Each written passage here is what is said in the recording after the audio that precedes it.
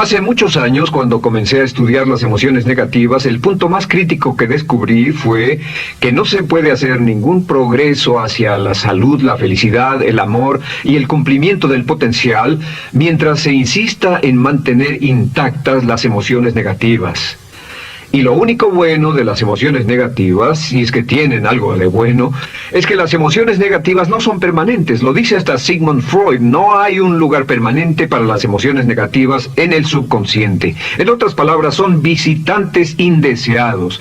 Son hábitos negativos o patrones de respuesta negativos que pueden eliminarse, y el punto inicial para eliminarlos es entender de dónde vinieron y entender cuáles fueron los factores causales, volviendo a la niñez temprana, que desencadenó el desarrollo de las emociones negativas y nos han dado como adultos una predisposición a ser negativos de una u otra forma. Esto nos lleva al condicionamiento de la niñez temprana. Recuerden que ya dijimos que el punto inicial de los patrones de hábitos negativos compulsivos e inhibitorios era la crítica destructiva. La crítica destructiva es el gran destructor. La crítica destructiva destruye a las personas en su interior y las deja caminando en círculos por fuera. Muchas personalidades han sido minadas y destruidas, mucha autoestima ha sido puesta de lado como resultado de la crítica destructiva más que cualquier otra cosa que podamos imaginar. La crítica destructiva es el gran asesino. Ahora, ¿por qué es eso tan malo? Sabemos que los niños en sus primeros años y al ir creciendo tienen una necesidad tremenda de amor y aprobación de sus padres. De hecho, muchos psiquiatras y psicólogos han dicho que la razón número uno de la enfermedad mental en los adultos es el retiro de amor o el amor no expresado. Sabemos que cualquier persona con prestigio, una persona que es importante para un niño, tiene un impacto enorme en ese niño, y los niños hasta la edad de 6 años tienen muy poca habilidad para discriminar entre una crítica válida y una crítica inválida. Lo que esto significa es que todo lo que diga un padre o un pariente mayor o una persona mayor, cualquier cosa que diga una persona de prestigio o una persona importante para un niño es aceptada como cierta. Es aceptada como una representación válida de la realidad. Si una madre dice eres un niño malo, o si un papá dice eres flojo, si alguien dice no eres dependiente, o si alguien dice que somos estúpidos o tontos o feos, el niño no tiene capacidad alguna para discriminar entre lo válido y lo no válido. Ese niño acepta eso como una verdadera representación de la realidad. Va más allá de la mente consciente, va directamente al subconsciente y ahí se queda. Muchos de nosotros como adultos aún estamos viviendo en base a la información negativa que recibimos cuando éramos niños. Y después como adultos, ¿qué decimos? Pues decimos así es como soy, o siempre he sido así, o algunas personas dirán, pues es de familia, tu padre era así, los hijos son así, tu madre era así, etc. ¿De dónde viene? Nada de estas cosas es de familia. Por ejemplo, cuando estaba creciendo, mis padres habían sufrido la depresión y la depresión les produjo un impacto enorme. Y cuando hablábamos de comprar algo, lo recuerdo muy bien, mis padres se ponían muy tensos y decían, no podemos pagarlo, no podemos pagarlo, no podemos pagarlo, no podemos pagarlo. Tenían una mentalidad de carencia, esta mentalidad de no podemos pagarlo toda su vida. Y luego yo crecí y aunque nunca he experimentado la depresión, y la mayoría de ustedes, 10, 20, 30, 40 años después, aún estamos diciendo, no puedo pagarlo, no puedo pagarlo, no puedo pagarlo. Aún tomamos como base esas frases críticas, esas frases emocionales que usaban nuestros padres. Tal vez sus padres les decían, como mi padre me decía a mí una y otra vez, nunca acabas lo que empiezas, nunca acabas lo que empiezas. Nunca acabas lo que empiezas. Eres un flojo, nunca acabas lo que empiezas. Y cuando fui adulto tuve muchos problemas para acabar lo que empezaba. Al acercarme al final de la tarea, comenzaba a sentirme ansioso y buscaba cualquier excusa por posponerla o retrasarla. El segundo factor que nos predispone a emociones negativas es la falta de amor. Sabemos que las personalidades de los niños se desarrollan al grado en que reciben una alta calidad y una alta cantidad de amor de sus padres. Existe una relación de 1 a 1 entre la cantidad de amor, la calidad de amor y una personalidad sana. Ese amor negado o la privación de amor es la causa clave de la infelicidad, la negatividad y la enfermedad mental en los adultos. Para que un niño se sienta realmente amado, el niño debe tener padres con buenos conceptos, y la mayoría de nosotros tuvimos padres que fueron víctimas de sus padres, que a su vez fueron víctimas de sus padres. Un escritor famoso dice que todo el mundo es víctima de una víctima. Todos son víctimas de víctimas. Nuestros padres quisieron criarnos de la mejor forma posible, pero ellos mismos fueron víctimas de víctimas. Y para que un niño se sienta realmente amado, deben existir 3 condiciones. La condición número 1 es: los padres deben amarse a sí mismos. Los padres deben amarse a sí mismos. Recuerden, nunca le podrán dar más amor a otros que el que sienten por sí mismos. Si no se aman a sí mismos, no pueden amar a sus hijos. Si tienen un poco de amor por sí mismos, deben difundirlo en sus hijos. Si tienen poco amor por sí mismos y es absorbido por sus esposos, entonces, a veces, aunque deseen amar a sus hijos, no tienen amor que darles. Sus padres querían amarlos y en muchos casos no tenían amor para darles, y eso es porque nunca lo recibieron cuando crecieron. El segundo requisito es: los padres deben amarse mutuamente. Para que un niño crezca sintiendo confianza en sí mismo, crezca sintiéndose amado, a salvo y seguro, debe crecer en un ambiente donde los padres se amen. No hay nada que le dé más temor a un niño que crecer en un hogar donde los padres peleen entre sí, donde los padres no se amen, donde haya dificultades, porque el niño siempre tiene una tendencia, primero que nada, ser una víctima, pues al niño se le grita y se le vocifera, y entonces cree que la razón por la que mamá y papá pelean es su culpa. Ahora, una investigación interesante: como hay muchas familias de un solo padre, la investigación interesante muestra que cuando uno de los padres se va como resultado de una separación o un divorcio, los niños que quedan invariablemente están convencidos de que la razón por la que el otro padre se fue se debió a algo que él hizo. Y es importante que si un matrimonio o una relación va a terminar y uno se va a ir, que el padre que se quede les diga a los niños una y otra vez que la razón por la que la relación no funcionó no tuvo nada que ver con ellos. Solo tuvo que ver conmigo y con papá, conmigo y con mamá. No tiene nada que ver con el niño. El niño necesita oírlo muchas veces antes de que se sienta confiado y seguro. Y por supuesto, siempre es mejor que un niño sea criado por un padre que lo ama que por 2 padres que no se aman. Una tercera condición que debe cumplirse si no quiere que exista la falta de amor es que los padres deben amar al niño. Los padres deben amar al niño. Bueno, esto parece muy obvio y muy lógico. La verdad es que, y esto es lo más difícil para usted y para mí como adultos, que ni siquiera lo pensamos, que es posible que nuestros padres no nos quisieron. No porque no lo intentaran, querían amarnos y tenían la intención de hacerlo, desde luego, etcétera, etcétera, pero simplemente como tenían conflictos mutuos y problemas sin resolver con sus padres, y sufrieron la guerra y la depresión, tenían que hacer carrera y otras responsabilidades, nunca lo lograron totalmente. ¿Entienden? Esa fue la dificultad. Lo deseaban, pero nunca lo lograron. La única forma en que puede amarse a un niño es pasando una gran cantidad y calidad de tiempo con el niño. Tiempo en gran cantidad y calidad con el niño. 10 minutos al día no bastan. Los niños se consideran valiosos según el grado en que las personas más importantes en su vida pasen tiempo con ellos.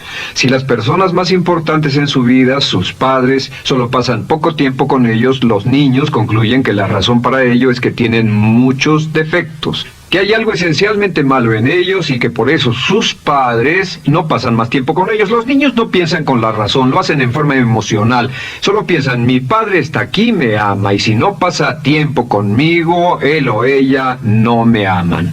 Y si cualquiera de esas tres condiciones existió o más cuando estaba creciendo, los padres no se amaban a sí mismos o no se amaban mutuamente, o tal vez no lo amaban porque nunca lo lograron, aunque querían, entonces usted debe haber crecido en conjunción con la crítica destructiva que se llama culpa. ¿Y qué es la culpa? Pues simplemente la culpa es un sentimiento de no valer mucho. ¿De dónde sacamos este sentimiento? Lo obtenemos cuando continuamente gente importante nos critica en nuestra vida y simultáneamente no nos dan el amor que necesitamos.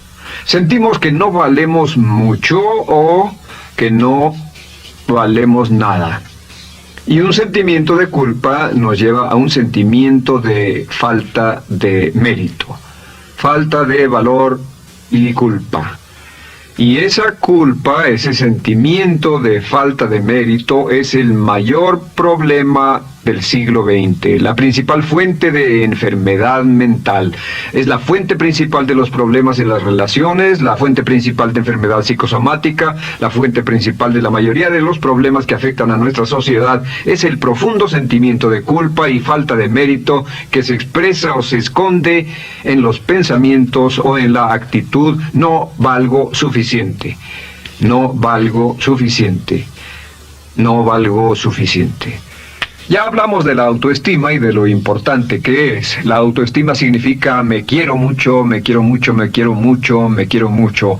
Las personas que han sido criadas con críticas destructivas durante su vida no solo no se agradan a sí mismas, no sienten que sean lo bastante buenas para nadie, y en muchos casos están llenos de odio por sí mismos. Se odian a sí mismos, se autocondenan o se detestan. Y verán que esto sale en sus conversaciones y sale en sus relaciones con otras personas. Las personas que no se quieren a sí mismas, aunque quieran tener buenas relaciones, simplemente no son capaces de ello. Las personas que piensan que no son buenas para nada siempre lo hacen aflorar, siempre será un problema. Ahora, ¿cuál es la razón principal de la culpa? ¿De dónde viene la culpa? La culpa viene de tres fuentes negativas: padres negativos, influencias negativas o religión negativa. Una de las tres. Cualquiera de estas tres usa la culpa. De la culpa se valen y aprovechan, en especial los padres y las organizaciones religiosas, por dos razones. Una es el castigo. La culpa se usa para castigarnos. Cuando estamos creciendo, el castigar es la forma más fácil de hacer que uno se sienta mal. Nuestros padres nos hacen sentir mal castigándonos físicamente o sermoneándonos o regañándonos. Y el castigo es una forma muy eficaz de irnos conformando, de conseguir que hagamos lo que los demás quieren. La segunda razón por la que se usa la culpa cuando se practica en forma consciente, y algunas organizaciones la practican así, es para tener más control emocional en especial, porque se puede controlar a una persona emocionalmente con culpa y manipular su comportamiento. Hay muchas organizaciones que usan la culpa como una herramienta de control y manipulación. Si puede controlar a las personas con suficiente fuerza y en forma emocional, puede conseguir su dinero, puede conseguir su tiempo, puede conseguir su compromiso, demandar sus recursos, etc. Muchas organizaciones usan la culpa para aplicar un castigo. Muchas organizaciones de caridad que se anuncian por televisión, en especial las de causas benéficas que involucran a niños o a personas incapacitadas, usan un sentimiento de culpa. A usted le va tan bien que debe sentirse culpable por estas personas que sufren. O envíenos algo de dinero y eso se encargará de su culpa por un momento hasta que lo incluyamos en nuestra lista de correo, etcétera. Y la culpa es un estándar. ¿Por qué se usa tan comúnmente? Pues primero que nada porque casi todos nosotros la tenemos en mayor o menor grado. Y número dos, es fácil. La culpa es fácil. ¿Por qué nuestros padres la usan con nosotros? ¿Por qué nuestras madres la usan con nosotros? Nuestras madres pueden controlarnos con la culpa en un cuarto repleto. Nuestra madre puede controlarnos a miles de kilómetros por teléfono.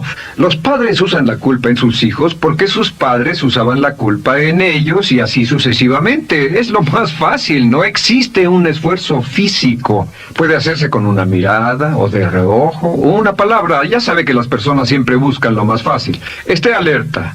Ustedes han sido criados en un ambiente donde se les ha hecho sentir culpa y casi todos lo vivimos. Debemos entender que la culpa es como una letrina o bacterias emocionales negativas que se colocan en la raíz de su psique o su subconsciente y activan todas las demás emociones negativas: furia, odio, envidia, resentimiento, frustración y duda, temor, etcétera. Las crea y las activa a todas, y la forma para en realidad deshacerse del centro es exorcizarlo, extirparlo. Y es lo que vamos a hacer el resto de esta sesión. Primero, ¿cómo podemos saber si nos criaron con sentimientos de culpa? Bien, a esto le llamamos la manifestación adulta de la culpa. Manifestación adulta de la culpa. Puede saber, probándose a sí mismo, cuánto de esto tiene.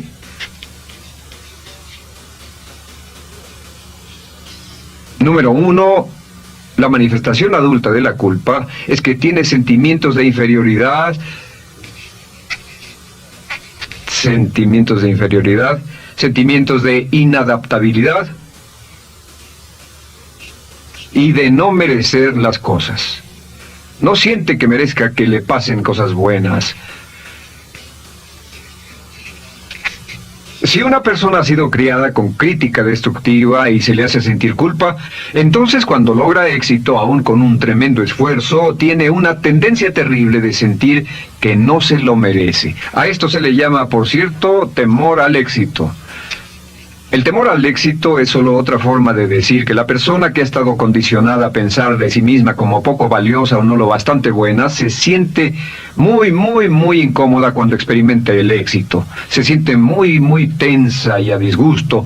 Realmente, si sienten demasiada tensión, comienzan a aspirar cocaína, a beber demasiado alcohol, se enredarán en comportamientos autodestructivos, tendrán una sensación tremenda de ansiedad, como si alguien fuera a descubrir algo de ellos. Hay un libro en la librería que dice: si me está yendo tan bien, ¿por qué me siento como un impostor?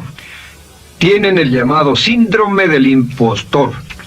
¿Alguna vez ha tenido éxito en algo y la gente ha ido a usted a decirle: vaya, hiciste un excelente trabajo, o eso es maravilloso, aunque haya sido muy duro para usted, y sintió que los demás iban a descubrir, siente como que, es decir, que iban a descubrir que realmente no es bueno, que solo fue un fraude, solo un accidente? Y por supuesto es lo que dice: fue coincidencia, fue un accidente, la verdad no sé ni cómo lo hice. Hacen todo lo posible por huir de ese sentimiento de inferioridad y de no merecer las cosas. Estén muy alertas.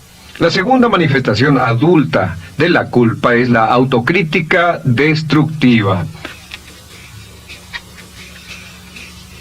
Hay una línea de un gran poeta que dice: aquellos a quienes se les hace mal, hacen mal a su vez. Los niños a muy temprana edad, a veces a la edad de 2 o 3 años, comienzan a menospreciarse, se desgarran, hasta se golpean y se castigan físicamente si se les critica demasiado. Siempre dicen el equivalente de no valgo suficiente o no soy muy bueno, y se castigan a sí mismos. Y la crítica destructiva es un síntoma real de un sentimiento escondido de culpa e insuficiencia. El número 3 es que, fácilmente manipuladas por la culpa, las personas pueden jalar sus cordones de culpa en forma muy simple. Realmente vemos que existen 2 tipos de personas en el mundo: los lanzadores de culpa y los receptores de culpa. Invariablemente, estas personas se atraen mutuamente. Y por supuesto, el lanzador de culpa es la persona que se identifica con el padre que lanzó la culpa, y el receptor es la persona que se identifica con el que atrapó la culpa. Pero los lanzadores y los receptores de culpa se unen, se equilibran perfectamente, se establecen y forman una nueva generación de lanzadores y receptores de culpa. Podemos decir que usted es fácilmente manipulado por la culpa porque ha estado muy bien condicionado. Su jefe puede tirar de su cordón de culpa, una persona en un autobús puede tirar de su cordón de culpa, una sobrecargo puede tirar de su cordón de culpa. Esté muy alerta a esto. La cuarta manifestación de culpa es que usted la usa. Usa la culpa y culpa a otro generosamente. ¿Por qué?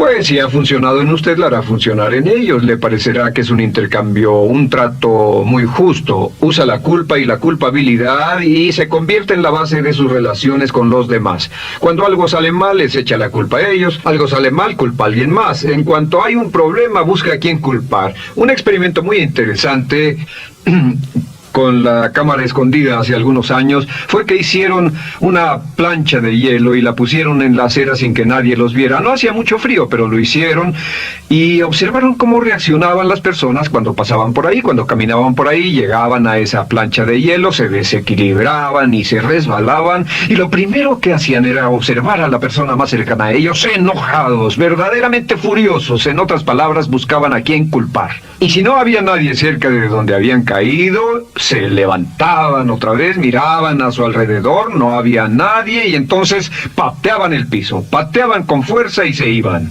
Nuestra tendencia natural cuando algo sale mal es buscar a alguien o algo a quien culpar, en especial si nos criaron con una culpa continua.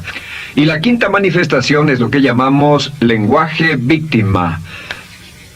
Ahora recuerden que hablamos sobre la ley de concentración. Dice: lo que siembras cosecharás.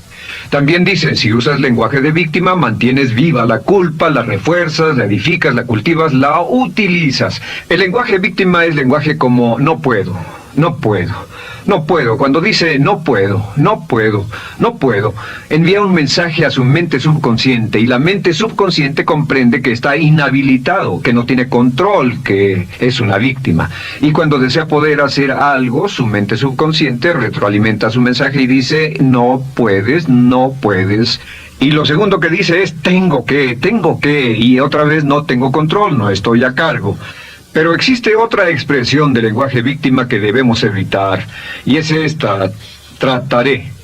Trataré, sea lo que sea, trataré. ¿Qué significan las palabras trataré? Pues déjenme decirles qué significan. Significan voy a fracasar y lo digo anticipadamente para que no me vengan con represalias. En otras palabras, dice trataré de llegar a tiempo, pero lo que está diciendo es tal vez llegue tarde y no pueden reclamarme porque dije que trataría. Cuando una persona dice trataré, está disculpando su fracaso por anticipado. Si fuera al doctor y el doctor lo examinara, lo auscultara y le dijera, pues está en pésimas condiciones, tendremos que intervenir, debemos llevarlo al hospital ahora mismo, me sorprende que haya llegado aquí, usted dirá, bueno doctor, espero que haga un buen trabajo. Y él dice, trataré. Si él dice eso, usted seguramente buscará otro médico. O si va a un abogado, lo culpan de algo y va a un abogado y le presenta su caso y dice, oiga, va a defenderme, y él dice, trataré. ¿Qué está diciendo? Está diciendo, escuche, he estudiado el caso y por lo que veo no hay mucha esperanza, pero lo tomaré de todos modos. Trataré son los que tratan de conseguir que les pague por anticipado. Otro juego de palabras que no debe usar. Por cierto, con respecto a trataré, lo que debe decir es lo haré o no lo haré. No trataré. Si alguna vez en nuestro negocio, tenemos un negocio muy activo, si llamamos a alguien y le pedimos alguna cosa o algún trabajo y dice trataré de conseguirlo para el viernes o trataré de terminarlo a tiempo, al instante sabemos que lo que quiere decir es que quiere sentirse libre, no comprometerse. Así que nunca dejamos que nadie se vaya con un trataré, debe ser hecho o no, y queremos obtener una seguridad. Si hace falta, nosotros lo hacemos. Cuando dicen trataré, lo que están haciendo es que se están lavando las manos. Esté alerta, la otra palabra es desearía. Dicen que un deseo es una esperanza o una meta sin energía detrás. Desearía. ¿Qué significa un deseo? Desearía significa que me gustaría tener algo, pero sé que nunca lo podré tener. Cuando dice desearía bajar de peso, ¿qué significa? Las palabras no dichas son, pero sé que no puedo. Porque no por las excusas que tiene y el metabolismo que tiene y los problemas, etcétera. Siempre hay razones por qué debe salir, etcétera. Desearía dejar de fumar, desearía estar en forma. Desearía, desearía, desearía. Cuando usa la palabra desearía, le muestra al subconsciente que esto es algo que no cree que le sea posible lograr o adquirir. Entonces el subconsciente descarta completamente esto como meta y no le da energía, ni motivación, ni impulso, ni deseo de lograrlo. Así que esté muy alerta al lenguaje víctima. Esté alerta a la expresión sí, pero. O lo haría, sí, pero. Alguien le dice, haga esto, y usted dice, sí, pero. La palabra pero, por cierto, es el gran borrador. Si una persona le dice, podría incrementar sus ingresos, o incrementar sus rendimientos, ser una persona mejor, o más feliz, o bajar de peso, o lo que sea, no importa. Y usted dice, sí, pero. Lo que está diciendo es que está borrando toda la aseveración que ha dicho antes. Manda un mensaje a su subconsciente que dice, no hay posibilidad. Y no hace esfuerzo, no otorga energía, no ejerce capacidad alguna hacia el logro de esa meta. Y las personas que han sido criadas con culpa tienen 5 cualidades o 5 manifestaciones de adultos. Una es que se sienten inferiores, se sienten inadecuadas, sienten que no merecen que les pasen cosas buenas. Estén muy alertas a eso. El número 2, se autocompadecen continuamente, usan la autocrítica destructiva. El número 3, usan la culpa y la culpabilidad en ellos y en otros. El número 4, son manipuladas por la culpa. Y número 5, usan lenguaje víctima. Así que, ¿cómo nos deshacemos de la culpa? ¿No es sorprendente cómo se aclara esto? Este pizarrón, todo se borra. Tengo una varita mágica cuando me voy a sentar al escritorio. Entonces, ¿cómo nos deshacemos de la culpa? Para deshacerse de la culpa,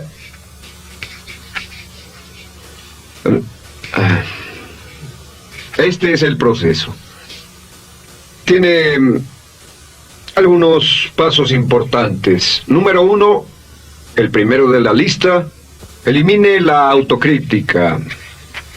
Elimine la crítica autodestructiva. En otras palabras, nunca diga nada destructivamente crítico de usted mismo. No lo diga. Esta es la regla básica. El subconsciente acepta lo que diga usted como cierto, como un mandato. Así que no diga nada de sí mismo que no desee sinceramente que sea cierto. No diga estoy cansado, estoy gordo. No diga no puedo o debo. No diga nada a menos que quiera que sea cierto. Las palabras que van después de la palabra yo son las palabras que su subconsciente registra como mandatos, excepto cuando dice yo desearía o lo intentaré. Así que elimine la crítica destructiva. Siempre hable en términos positivos sobre usted. Me gusta mi persona, puedo hacerlo, lo haré, escogí hacerlo, pero nunca diga no puedo. Número 2 es no dejarse manejar por la culpa.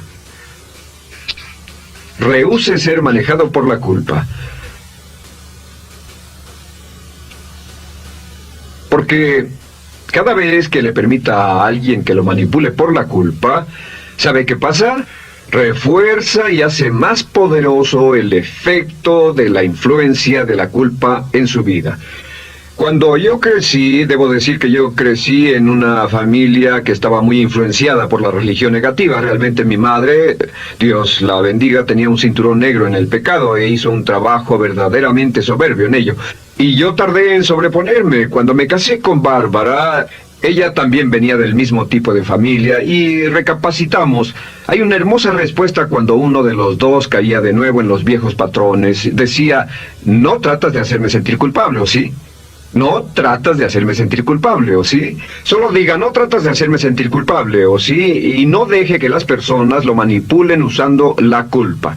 El número 3, no use la culpa o la culpabilidad y anuncie que no va a usarla. No la use en otras personas y permita que sus hijos o su cónyuge digan lo mismo. No tratas de hacerme sentir culpable, ¿o sí? Repítalo una y otra vez. Y si la otra persona le dice eso es lo que trato, contéstele no va a funcionar.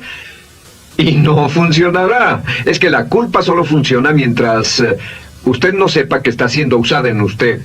El número 4 es lo que llamamos la ley del perdón. Es la más importante de todas. Realmente es el centro, es el meollo de toda esta sesión. La ley del perdón simplemente dice que usted está sano mentalmente hasta el grado en que pueda perdonar libremente y olvidar las ofensas. Que su habilidad para perdonar a los demás es la clave que determina su felicidad y su éxito en la vida. Su habilidad para perdonar a los demás es la única forma de eliminar la culpa. Su disponibilidad para perdonar a los demás y olvidar ofensas es el determinante más importante de si usted está o no totalmente integrado y es un adulto que funciona como ser humano. Porque la tendencia de culpar y de guardar rencores es una tendencia patológica infantil que la poseen todas las personas que están enfermas mentalmente. La habilidad para olvidar, para perdonar libremente, es la marca del ser humano realmente iluminado. Ahora, acepte eso como real. Hay 4 personas a las que debe perdonar. Número 1, perdone a sus padres. Perdone a sus padres por todo lo que le hayan hecho para herirlo. La mayoría de nuestras investigaciones muestran que casi todos nuestros problemas como adultos se remontan a no estar dispuestos o no poder perdonar a nuestros padres por algo que hicieron que nos hirió. Perdónenlos un 100%, escríbales, llámeles por teléfono, dígales, o cuando menos perdónelos en su corazón, pero perdone a sus padres. Número 2, perdone a los otros. Perdone a todos los demás. Perdone a todos los que lo hayan herido de algún modo, por cualquier cosa, y déjelo así. Ahora, hay muchos que dicen no puedo perdonar a esa persona por lo terrible que me hizo, pero recuerde esto, el perdón es perfectamente egoísta. El perdón no tiene nada que ver con la otra persona, solo tiene que ver con su paz mental y con su propia integridad mental. Número 3, perdónese a sí mismo. Perdónese por todas las cosas débiles, tontas, insensatas y estúpidas que haya hecho, porque todas las personas han hecho cosas tontas, insensatas, estúpidas y ridículas, pero perdónese en un 100%. Y finalmente, la última parte de esto, si ha hecho algo que hirió a alguna persona, vaya a disculparse. Es sorprendente el hecho de vidas que se arruinan año tras año por personas que no tienen la fortaleza intestinal, las agallas y el valor para decir lo lamento. Una de las cosas más importantes es desarrollar carácter hasta el grado en el cual hacemos las cosas que son muy difíciles para nosotros, hasta el grado en el cual hacemos las cosas que sabemos que están bien, aunque sean difíciles, en especial cuando son difíciles emocionalmente. Y la clave para deshacerse de la culpa, la clave para ser una persona total y completamente positiva, es perdonar a los demás. Perdone a las personas con quienes ha sostenido una relación, perdone a sus jefes anteriores, perdone a los amigos que lo han herido, perdone las inversiones que estuvieron equivocadas, perdone a los jefes que lo despidieron, perdone a sus padres, perdone a todo el mundo. Desarrolle una actitud hacia la vida con la que rehúsa guardarle rencor a los demás. Solo repita una y otra vez, los perdono a él o a ella por todo. Los perdono por todo. Los perdono por todo. Y eso es todo. La clave para librarse de las emociones negativas es rehusarse totalmente a continuar con cualquier situación negativa. No olvide que es un acto muy egoísta y será tan egoísta como usted quiera. El acto del perdón lo libera y libera a la otra persona y le garantiza que se moverá rápidamente hacia el cumplimiento de su potencial.